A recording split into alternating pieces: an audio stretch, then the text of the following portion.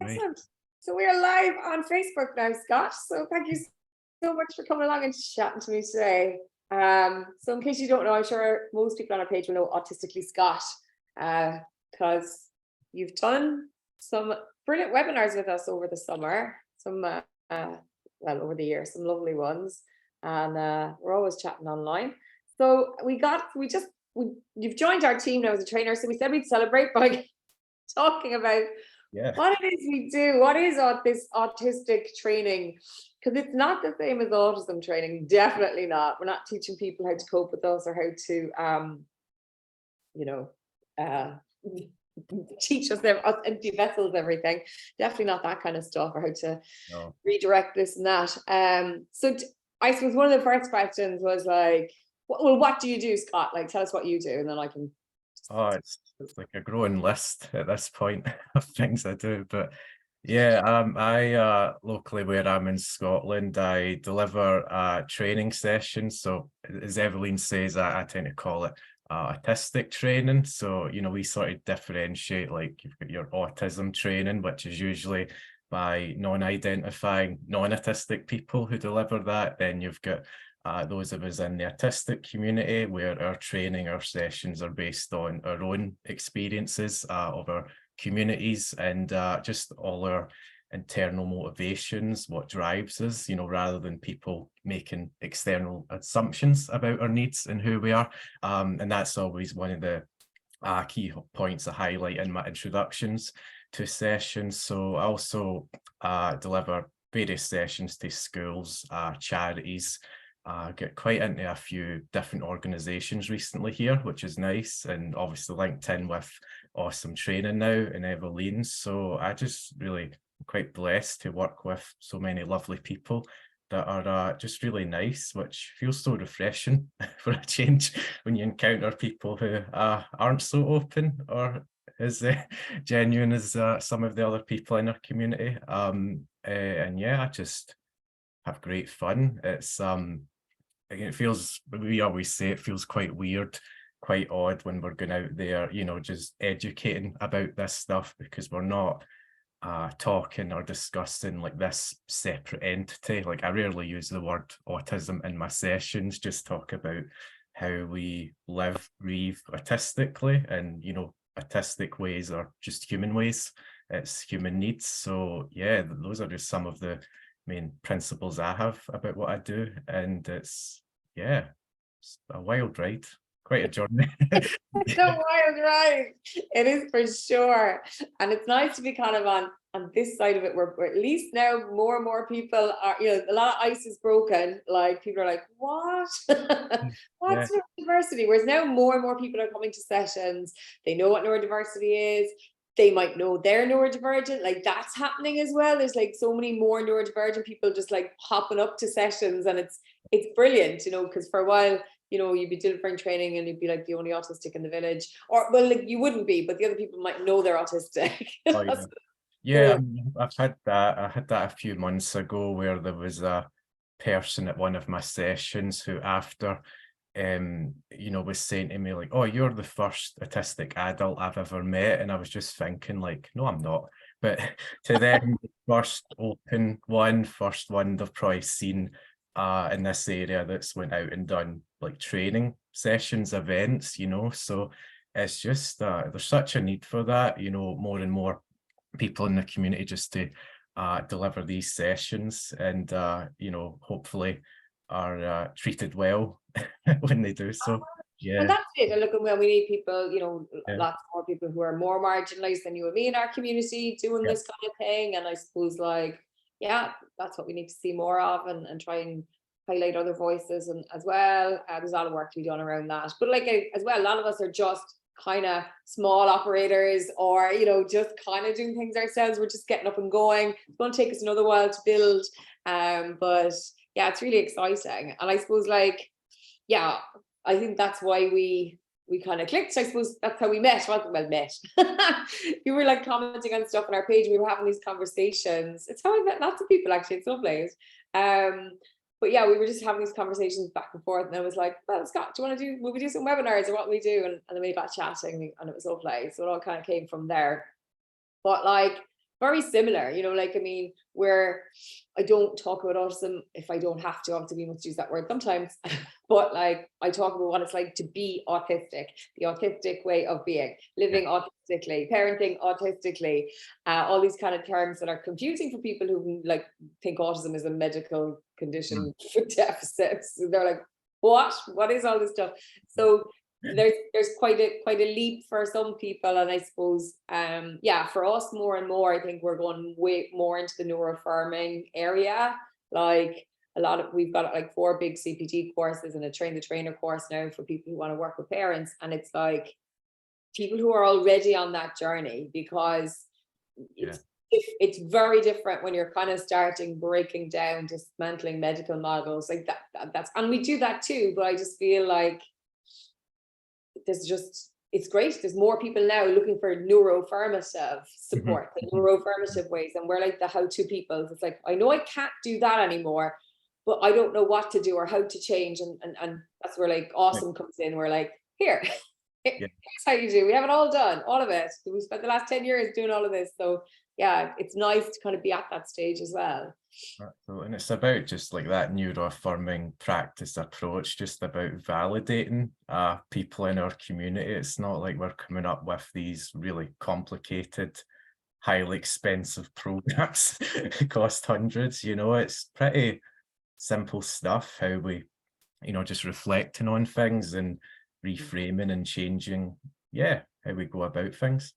But you see, it is simple, and it's simple to us because we're now at the, I think the other end, because we worked through all like, you know, I forget like where I came from, say 10 years ago, whatever. And it's like all the stuff I had to work through to break down to go, just let us be autistic, you know, and it's like, what that's, but the thing is, people don't know how to do that.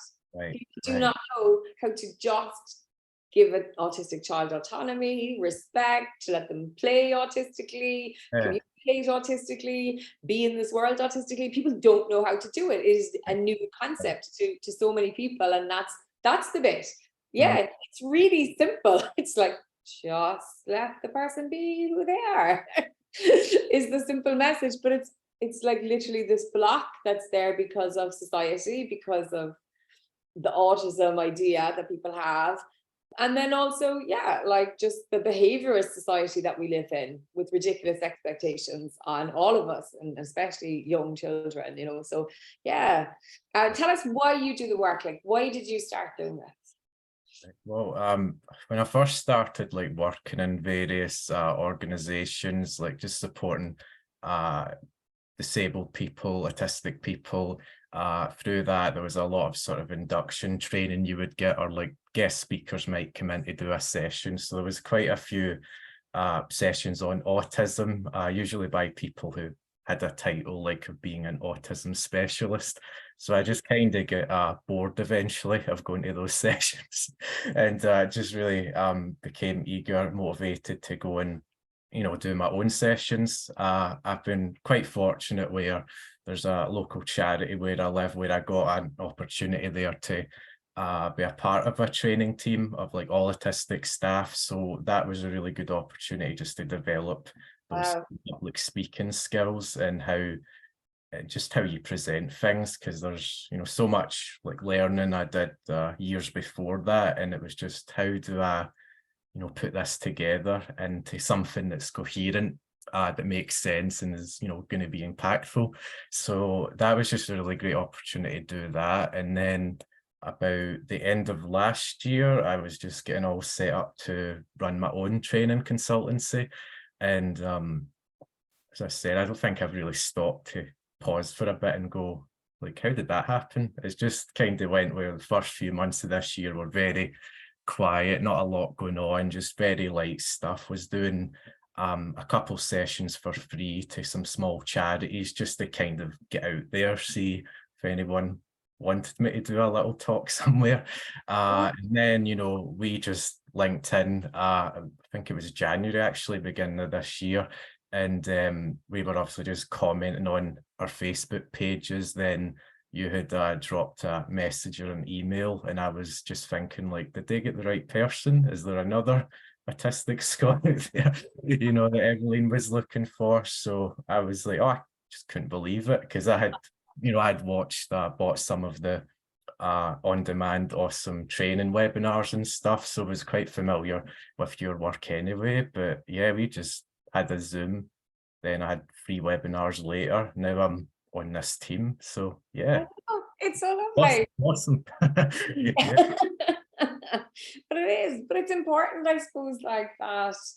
I don't know, that we support each other. I've always supported other autistic people, you know what I mean, in what they're doing. It doesn't matter, like this whole idea that like people are competing, and I've seen that are actually on some autistic spaces lately. It's like, it's okay, and it is very autistic to just collaborate with people, and Yeah. it gets overwhelming if you're trying to do a lot of stuff by yourself as well, like, so yeah. And I suppose, yeah, it's important that it is autistic people leading this, you know what I mean? Yeah. Um, and that autistic voices are centered for now anyway. I think it just has to happen because we're in that time where we just were talked over and spoken about. So it has to be. And like for me, I suppose, yeah, like I found out I was autistic 10 years ago. I just, I'm sure lots of people find out they're autistic and just go about their business.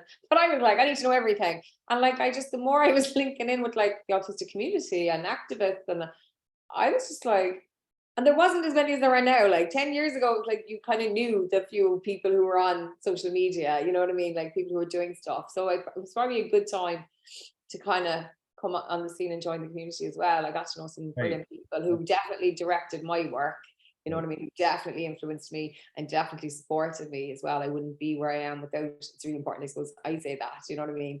And just people who kind of supported me on my journey from the beginning. Like, I just set up a Facebook page. I was like, I just want to share this autistic experience that I'm having and share that viewpoint. And, I started talking about things like ABA, and I was just figuring out a lot of stuff. And a lot of the time it was like my page was like a sounding board, just kind of putting thoughts out there, seeing what kind of people would respond.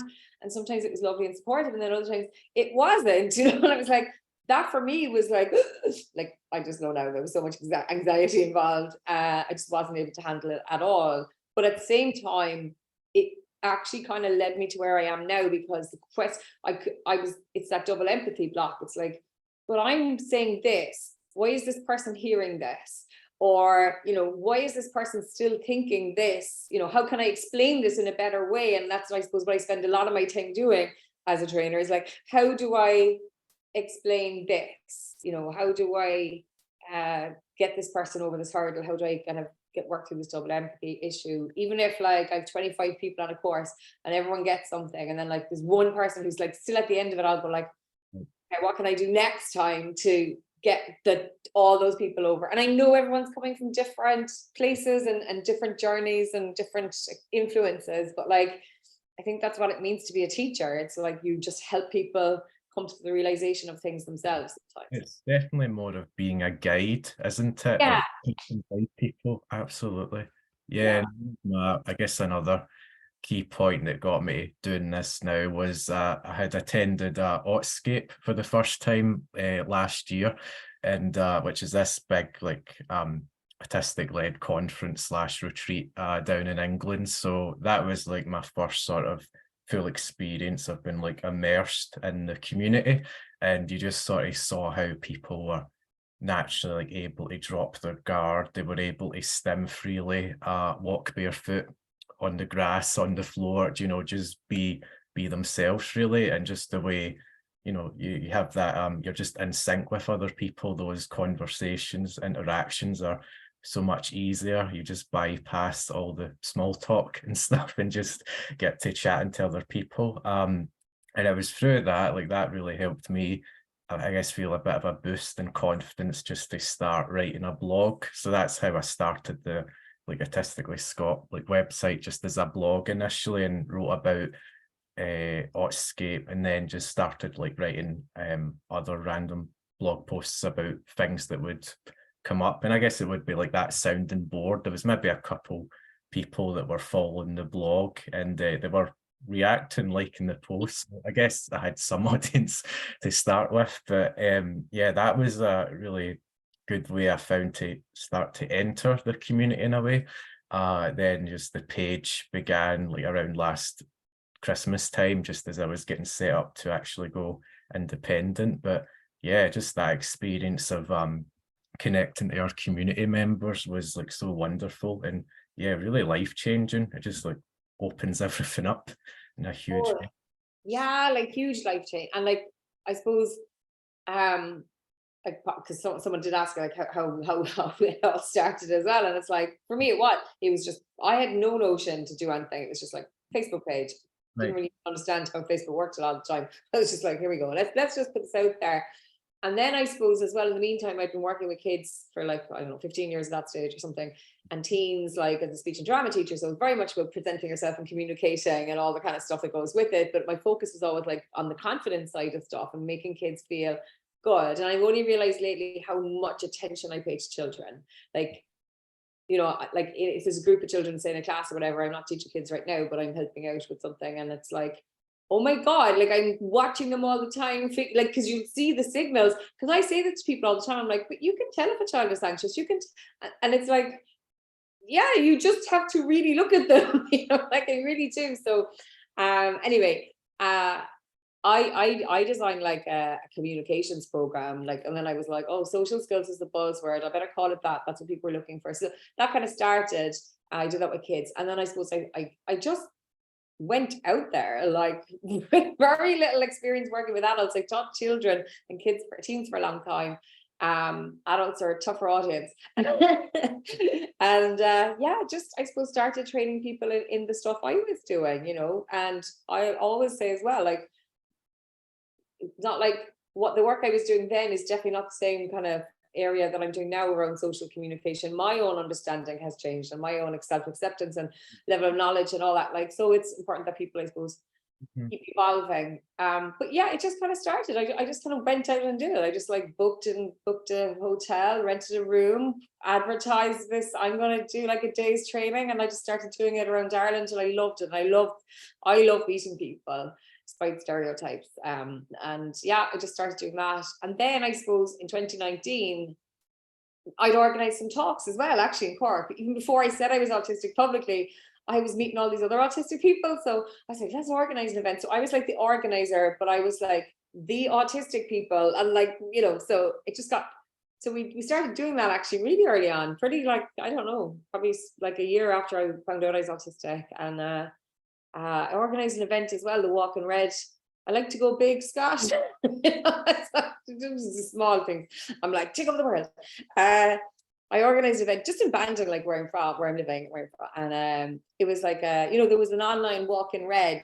I think it's still going. Like it's like the alternative to Lighted Up Blue. So we took it offline, and actually like everyone dressed up in red, and we had like red lemonade and red everything, and we had some speakers and some kind of autistic musicians and just different things that took place on like for a couple of hours, and it was just really cool. We got about 100 people to come all in red. Mm. It was that kind of stuff, and then we evolved into like, right, we need to have a conference with just autistic people, like what you were saying about Autscape. I went to Autscape a couple of months after my conference was February, and I went to Autscape that August in 2019, and it was cool. But like, it's only lately some people who are saying to me, they're like, that conference was like a turning point for a lot of us. Do you know what I mean? And I suppose it's only now 4 years later that I'm realizing, oh, someone who came to that conference, they set up this because they experienced Yeah. that autistic thing.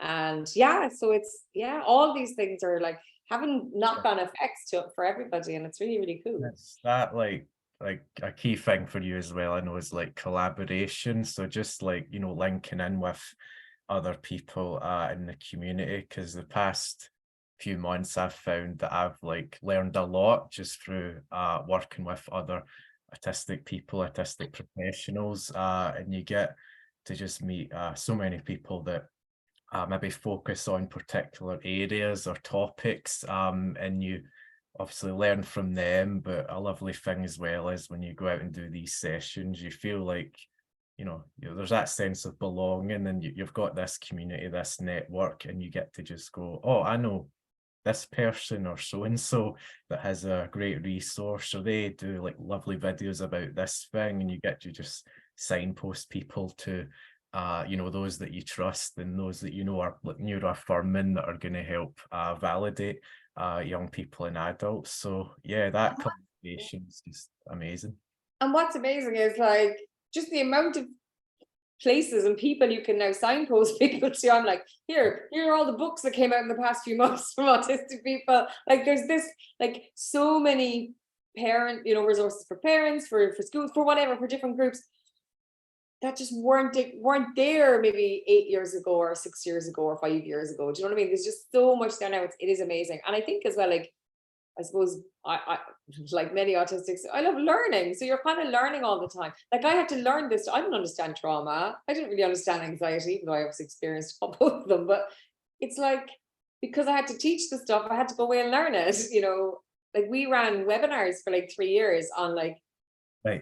Whatever we did, like autism, well, but like people were saying, autism and sensory processing, autism is an emotion. It was all autism and trauma, autism and anxiety. So like to do a 2 or 3 hour webinar on my own or with someone else, I had to do like hours of research and stuff to put that stuff together. Yeah. So it was really good to do that. I don't know why we did all the negative stuff, because when you came along, you had your lovely like nurturing autistic identity and empathy and autistic joy, and I was like, I said to Maggie that I work with, I was like, why did we stop? Why did we start with all the trauma stuff? We had like all the trauma. Like maybe that was my way of processing my trauma. Just I'll go in a good way. Yeah. Yeah. But yeah, it was really good. But yeah, I suppose the work we're doing, we're motivated because the pain our community is in. Like that's it. Yeah, I just think I didn't realize any of this stuff, obviously, because that's the whole point. Autistic people are marginalized. We're not in the news. Our struggles are not publicized. People don't know the pain that our community faces, the human rights crimes against autistics, basically. And I suppose that's the work we do, and I suppose that's what makes it hard sometimes then, because you're there with that motivation. Like, do you find that, Scott? Like, you're there going, like, there are human rights abuses in my community, and then someone might ask a question. That's like, how do we get the child to do? And you're like, yeah, there's that disconnect there, isn't there? Yeah, that's a tough one. Those sort of situations. Yeah, and as you say, just a lot of like professionals I've met and stuff, like just have no idea of like the stuff that people in the community are going through, and especially those that are like further marginalized, that don't really get any platforms, opportunities to share their experience. So yeah, there's long ways to go with that. Yeah, and it's just ignorance. It is people not knowing. It is people not knowing because they've just never heard any of the stuff. It's just not, because they haven't engaged with the community, or they haven't had the privilege or opportunity to do so. So like, when you said, when we're a guide, that's kind of how we see it. Like myself and the rest of the little team before you joined, we had a big chat during the summer, and it was like, that's really what we're doing. Yes, there's definitely a certain amount of training, because you're putting your expertise and your insights and your information and explaining stuff. There's that, but it is very much like mentoring or guiding somebody on a journey, kind of letting go of the old ideas, what you thought, what someone else taught you about us, right? Based on very flimsy, like ridiculous theories, very flimsy research, and unethical approaches. So that's all based on that stuff. And it's just how you let go of that. And that sounds simple, but it's not, because we know it means people have to then question themselves. right. Oh, and for a lot of people, professionals or people in education, it means, oh my God, that means I did the wrong thing, and that's the hard part. That's the hard part. And I think that's where a lot of people need the help and just support, kind of going like, when we know better, we do better. Like if you took advice from this expert and you did the thing that you were trained to do, it's time to kind of forgive yourself and move on and just do better now, because it's if you don't, you're just going to keep doing the same thing. I think there was a few times in sessions I've had where I might just do a slide and then ask like this open question just about whatever the topic is, and there's been a couple of times where the professionals are like, oh, we're scared that we're going to offend the autistic community or something. So as you say, that just fear of like getting it wrong or having to think back on things like the way you were maybe taught, conditioned to approach people, it is a lot to like unpick and unlayer that, isn't it? But Yeah. I'm looking just what you've told me about like some of the courses you guys run. Like I believe that they run maybe over several sessions, maybe 4 or 5 weeks. So you must see like quite significant changes to maybe where someone came in and that was their perception, their perspective, and by the end you probably have guided them quite gently into like this new way of looking at it. And that's it. And like some of the comments that we get, from people who've done, so yeah, like one of like might be 5 days over 2 or 3 months, or it might be 10 days is our biggest course at the moment, over the 6 months. So it is quite a journey for people, and it's the unteaching and the dismantling and then the embracing, and then also just realizing how much stuff they know themselves, that we are all human beings, and that's our, like saying it's just, we're talking about human stuff. We're not talking about the autism stuff. We're talking about like human stuff. So of course you can understand us. We're not like from a different planet. Just like look at the commonalities that we all share, because like the world is built on focusing on differences, which is why we're here in the first place, because autistics are like othered. Don't stop doing that. Stop doing why or what makes us different to everyone else. Like, what makes us the same? And let's start to get those things. And when you start doing those things, then you open up a whole world, because people are like, oh, so when they do that, it's kind of like when I do this kind of thing. So, and it's like, yeah, sort of, but yeah, we're getting there now. We're just very human, and it is so lovely. And I think what we see a lot is not just professionals or people, our parents, even whoever is coming. It's not just the kind of professional learning or in relation to their job. It's actually very personal development. Like they're starting to see the world, probably a bit autistically, so there's that as well, that it actually changes their personal lives a lot. So I'm just gonna, we have a good few people watching also. If you have any questions for myself and Scott, hello everyone, do pop them in. Laura, Laura, don't you? Neurodivergent Nurse Consulting. I love Laura saying, I love that concept of being more of a guide for others. Yeah, Sherpa, autistic Sherpa. That's probably the wrong word now, probably appropriating someone's culture, sorry. Sure. Guide, mentor is kind of where we are. We just make up words all the time, like resilience, so it's what we do. But we do make up words. I have like neuroconformative. People are like neuroconformative. I'm like, yeah, that's just like my word. Because like to me, I know people say neuronormative, but like to me, the only difference really is that we have conformist and non-conformist, and we kind of fall under the non-conformist. And then so it's neuroconformative communication. I don't think it's like autistic people and non-autistic people. I think there are autistic people who communicate in that way as well. I mean, if you're masculine, you're kind of communicating. So there's a whole lot of stuff around that. So yeah, that's neuroconformative, neurodiversification, another word we come up with. Yeah, but sure, why not? You're creating a kind of new culture, and I know that makes us sound like charlatans to people who don't know what we're talking about. I remember like last year I put up on Twitter, this time last year, because we had like the first round, like we're on the third round of some of our courses now, the big ones. And I was like, we're like inventing this as we're going. It's so amazing to see this happening. And like somebody was like, as if I was like a charlatan and somebody should be kind of like monitoring what we're doing. And I'm like, what, autistic people can't just like do our own thing and educate people about our community? But that's like someone who's just like over here, like obviously in their own bubble of ignorance, doesn't have a clue what we're doing, what we're talking about. And that's why it sounded like that to them. But like, yeah, I mean, autistic training is new. It didn't exist 10 years ago, really. I mean, it probably, if there's any autistic people who've been doing it for longer, do let us know. But it was, I mean, definitely Ireland, it didn't exist. The conference I organized in 2019 was the very first time that a conference with just autistic speakers, like, so that's how new that's how new this stuff is. The thing is, the information isn't, talk about human stuff the way we've been going around for millennia. It's okay. I better move on because I started ranting now. Paula had a lovely question about how do you support yourself with regard to becoming overwhelmed, prevention and recovery if it happens due to workload. Do you want to take that one, Scott? Still figuring that one out. Yeah, but yeah, I think I remember when I first started like the training sessions and events, I would experience like these vulnerability hangovers after them, because you do bring a lot of yourself into them, and you know, you're sharing like your trauma and these experiences over your life, so it can become like really overwhelming.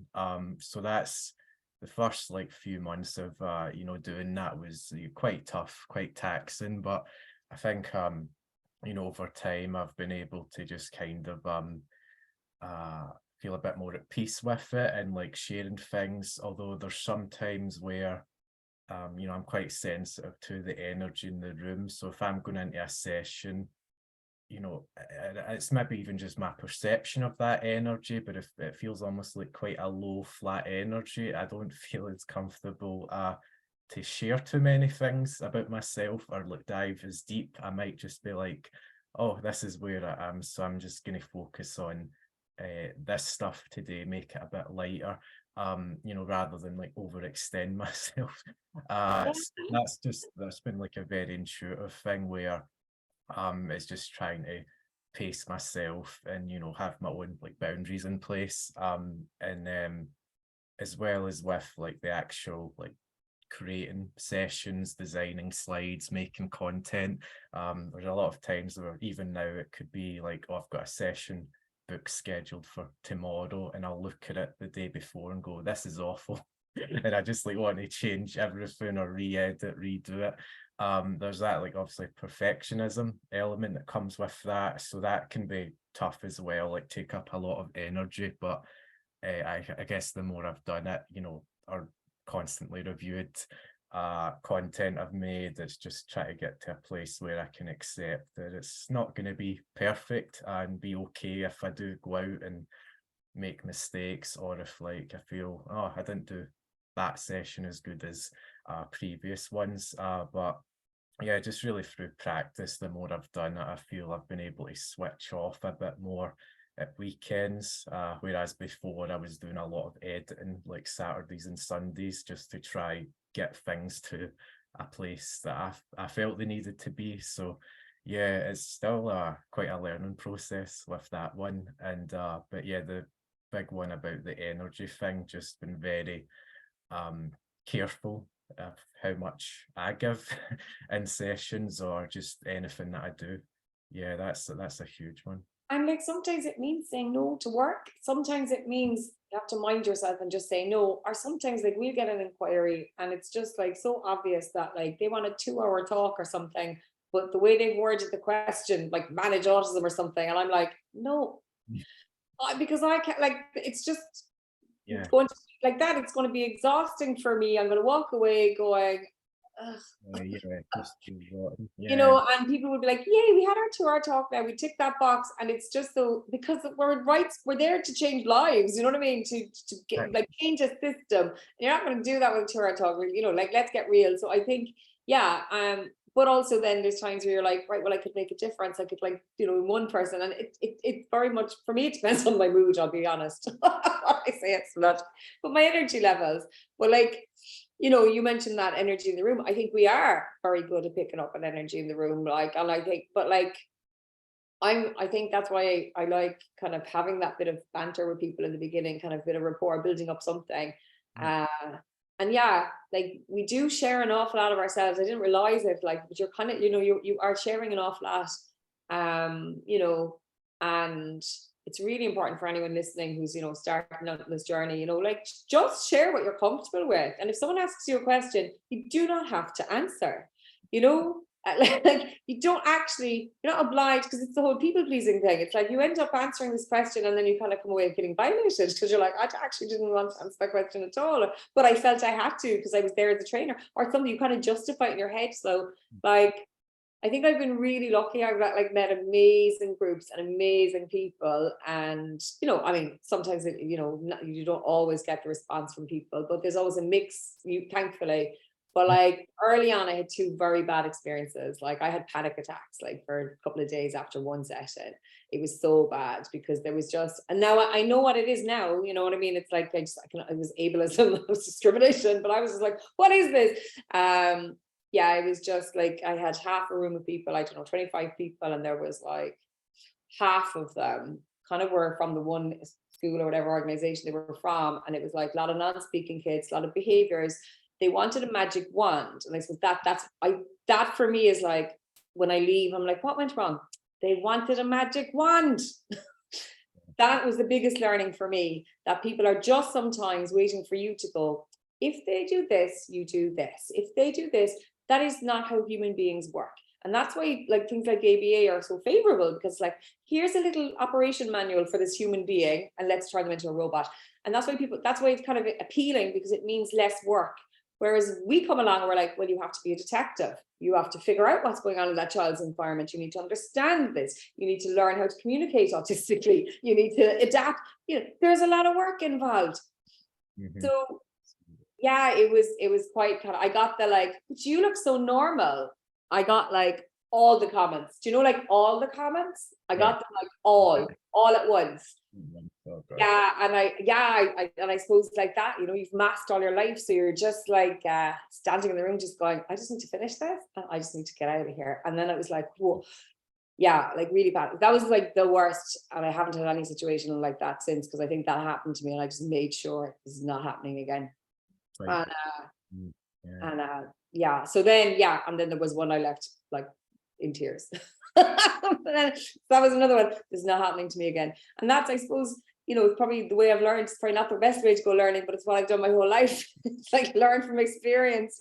Sure, there was an easier way, but it's that stuff. It's like when I was saying this is where we need to go to.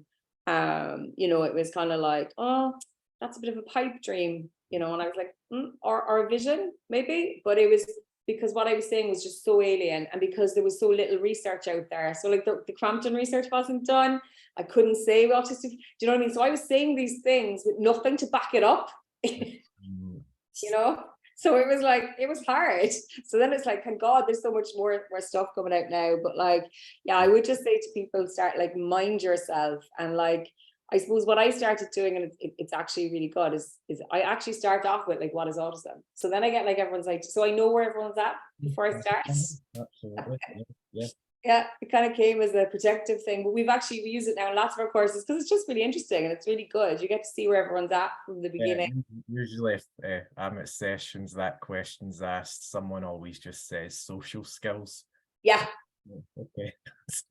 Yeah, just all this stuff But it's a really good way. It's a really good way to gauge where everyone's at. Do you know what I mean? And you can see, and it's like, if you get a list of deficits, you're like, whoa, okay, we need to start here. And if it's like different way of being and neurology, you're like, okay, we can start here. So yeah. But yeah, it's it is managing that energy, because I suppose we're driven as well, Scott, like by that need. You know what I mean? It's like because things have to improve, and sometimes you can get lost a bit like that if you don't work on your own boundaries. Like totally. and like, we have to make the change, and it's like, but not at your own expense. It took me a long time to learn that. Really did. Would you be good at doing that? I'm learning. Yeah, Learning. Yeah. But that self-doubt and that perfectionism is horrible. Like, you could leave a session and everyone could be like, that was amazing, thanks so much. And then I'd be like, yeah. The question, someone asked me that question. Why did they ask me that question? And then you'd be like trying to figure it out, like, and yeah. No, it's I always tend to have like a little QR code for evaluation. Like I do include like constructive criticism, because I'm open to what you do better, or even like accessibility, can I change my slide, make them, but every time, even if like someone after the session is like praising me, or several people are up, thanking me, I still dread opening those evaluation forms or that feedback, because I'm like, sometimes I put it off for days. I don't even go near it. But every time you open, it's like, oh, people are nice. They're saying quite lovely things. So yeah, it does. Okay, be honest. If there's like 20 lovely comments and one that's not so lovely, what do you do? Just cry and like curl up in a ball. Yeah, just cuddle up, in bed and just stay there. Yeah, and that's that's the hardest part, because we are so like rejection sensitive, we're to Right. criticism. And I suppose like for me, it was like, but if you want to evolve and grow as a trainer, it's really good to get feedback. So I always get feedback from people. And sometimes the things people put in, like, okay, like it could be something like just like, I would have liked a coffee break or whatever. I'm like, well, that's grand. We just put in a coffee break the next time. There's useful stuff. But then sometimes it gets very personal. And then it's like, well, this is not what that's for.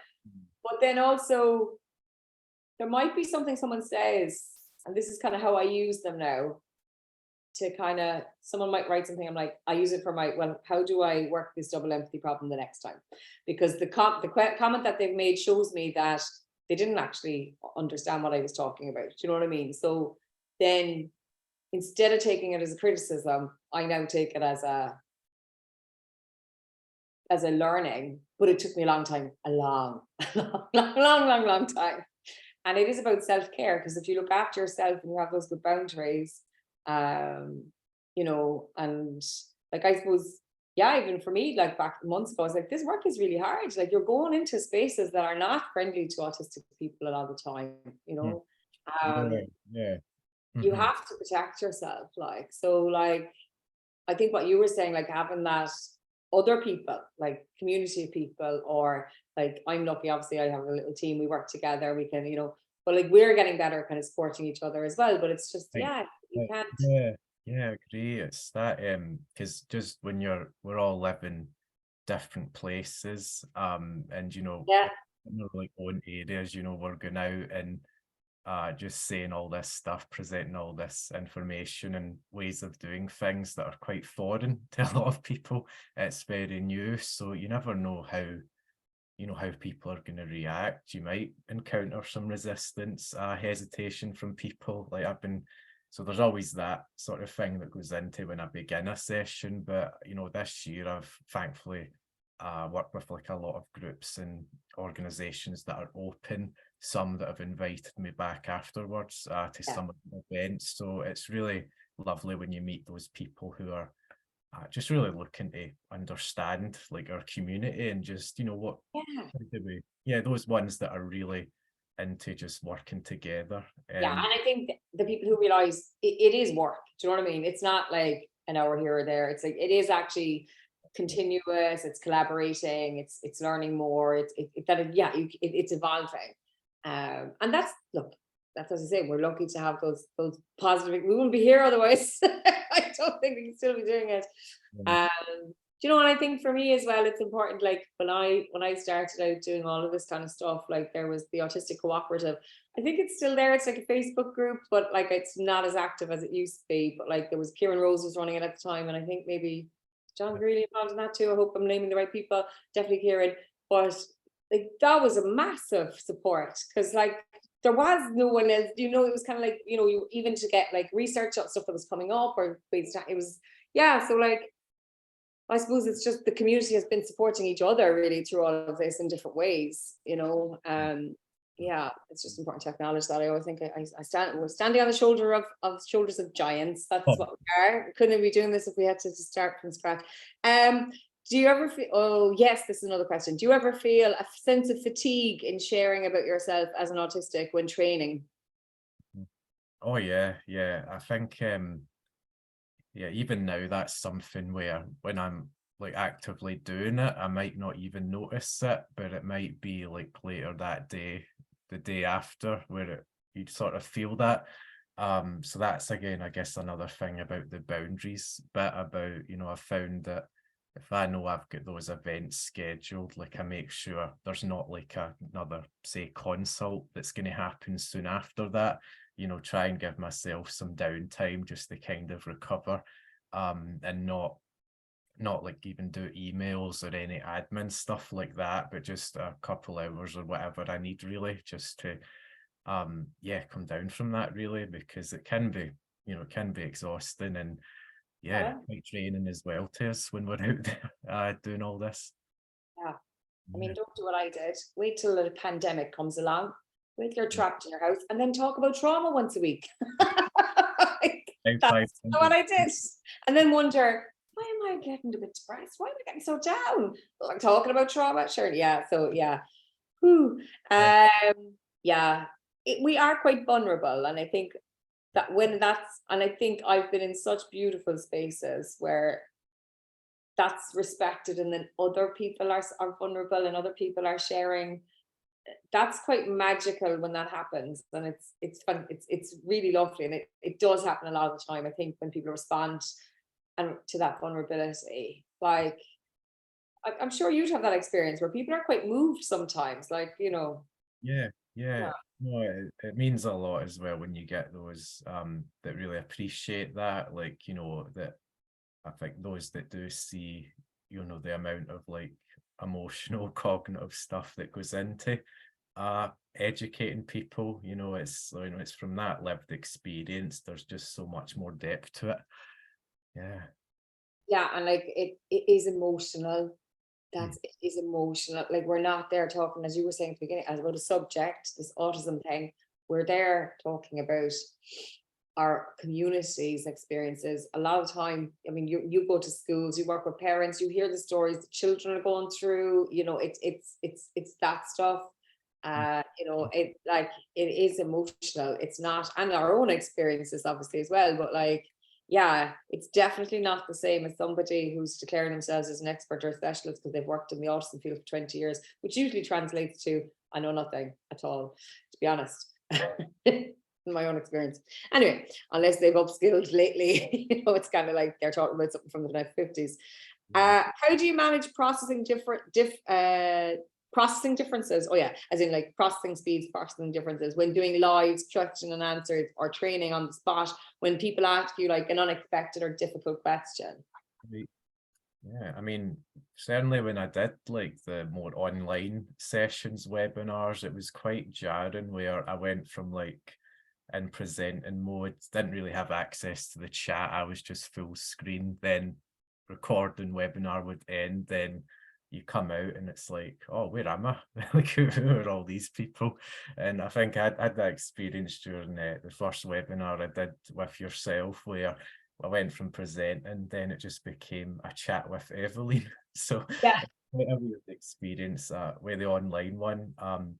In terms of like the in-person, I do tend to like allow people to chip in when I'm presenting or and maybe check in, go, oh, does anyone have any questions? So you'll get like some of those that you talked about earlier. And I guess that's something I need to work on is give permission to say, oh, I don't really want to answer that right now. Or maybe that's just not the place.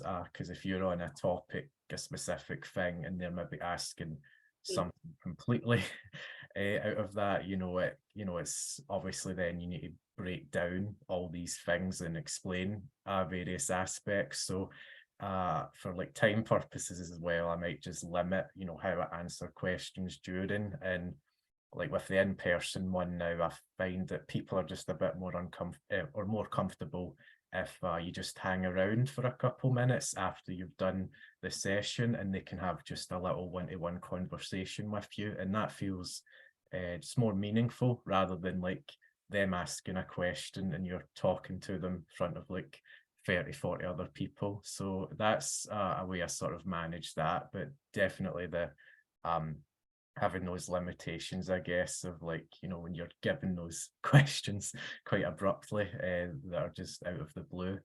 But yeah, I guess, did you say just that permission to go, oh, I don't really feel that comfortable talking about that subject at the moment? Yeah. Yeah, it's that kind of stuff, because that's something I had to work on as well, because like I want to help, there's that stuff, but then there's the people pleasing stuff and the poor boundary stuff. So it's like Mhm. I like when people ask questions, because for me as well, if I don't understand the thing, I can't move on. So I always invite people to ask questions or on the thing, but then sometimes someone might ask a question that's kind of left field.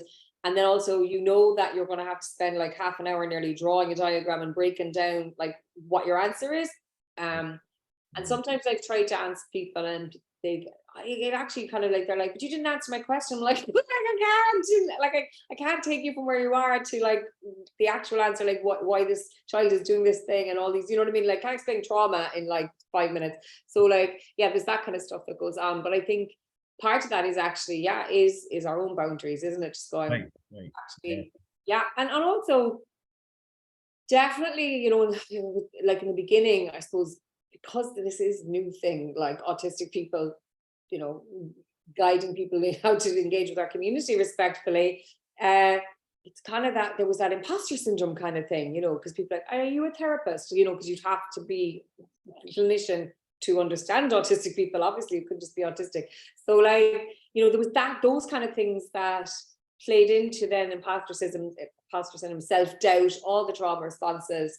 And then you're kind of, you know, remember someone asked a question, it was like, and it was like, now I'm just like, if I don't know, I mean, most of my stuff is really well thought out. I have all the answers pretty quickly anyway. It's when someone might ask something and I'm just like, I just don't know enough about that to answer it. Or I don't like, I don't have opinions on stuff just for the sake of having opinions. Do you know what I mean? I'll have something that's thought out. Would you be like that as well? Yeah, of course, because you're with some of those sort of questions, you're not given a whole lot of context either. So you really you don't know this person or this situation. So that's quite a hard one if you're just given that those questions in the middle of a session. Yeah. That happens a lot though, isn't it? I think like, where people are like, what about the kid who's doing the thing? Or what about this child or my child? And you know, you get enough information to know the child is traumatized. You know that much, and it's just like, but how do I explain all of this in a group session in this amount of time? And you're trying to be empathetic, and it is hard, definitely. But like, I mean, for that kind of thing, that person needs a lot of support. Do you know what I mean? And a lot more time.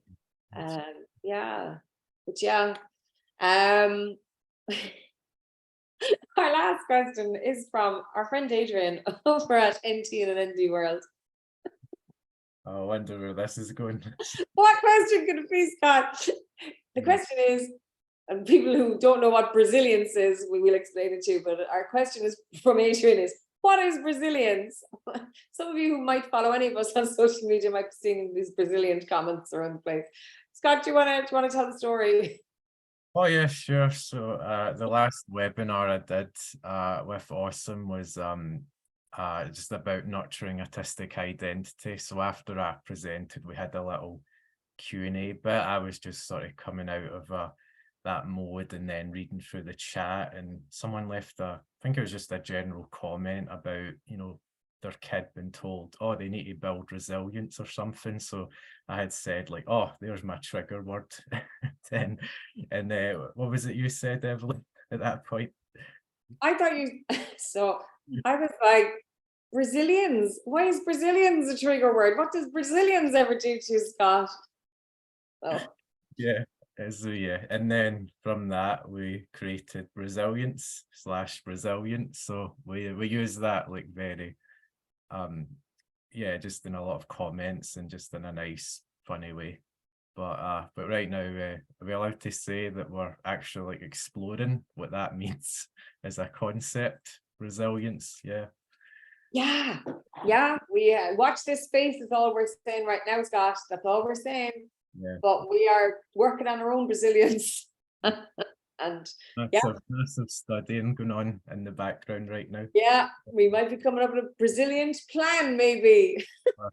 We're on our own life journey of resilience here. Oh, I'm just looking at the time. I think we had said 30-40 minutes, but sure, we're after going over and it's fine. Before we finish, Scott, if people want to contact, they can obviously contact us to contact you. Like if there's people here from schools who'd like Scott to come and do a talk online or something like that, obviously contact us. Scott, also you have your own page, Autistically Scott, which I'll tag underneath. That's a good way for people. That's probably the best way for people to contact you. Yeah, same as that, and just the website link, which is of the same name, Autistically Scott. So we can put that in a comment somewhere. Easy to remember, Scott from Scotland. And then for us, obviously, you're watching us on social media. Contact us on social media. Go to our website, awesometraining.com. And what we are doing, I suppose, is we've put all those lovely trauma-based webinars and courses that we did for the past 3 or 4 years. We did so many. This is the thing, like we've over 100 hours of recorded stuff on our website. And when I see these like understanding autism courses for like 3 hours, I'm like, what? What are you talking about? That's like, not even starting, it's even scratching the surface. You know, so like, Yeah, yeah, we have a ton of stuff. It's only kind of recently I sat back and I went, oh my God, like we did so much. We put so much stuff together. And they're lovely. And they're like, some of them are entry levels, you know, they're all kind of, I suppose, for wide audience. So therefore, like that, you were took them as autistic adults.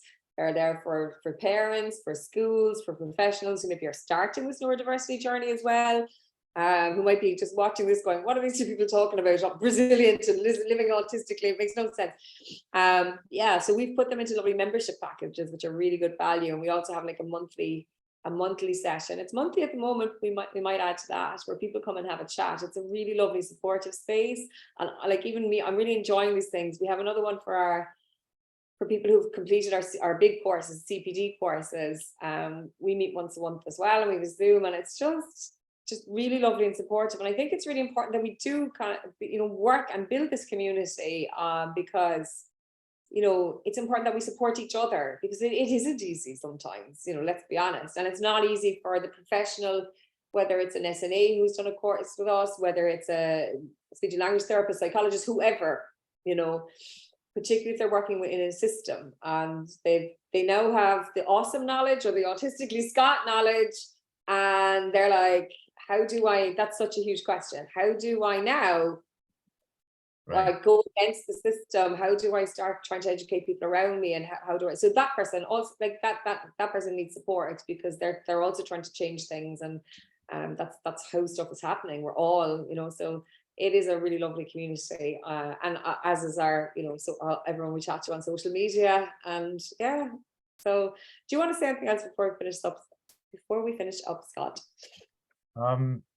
No, not really. I guess just have a Brazilian day, everybody. I'll let you figure out what that means in your own life, just how to be Brazilian. I love it. You can be whatever they want it to be. But that's a lovely way to end. Have a Brazilian day, everyone. Cheer. Oh, you bought acto. Oh.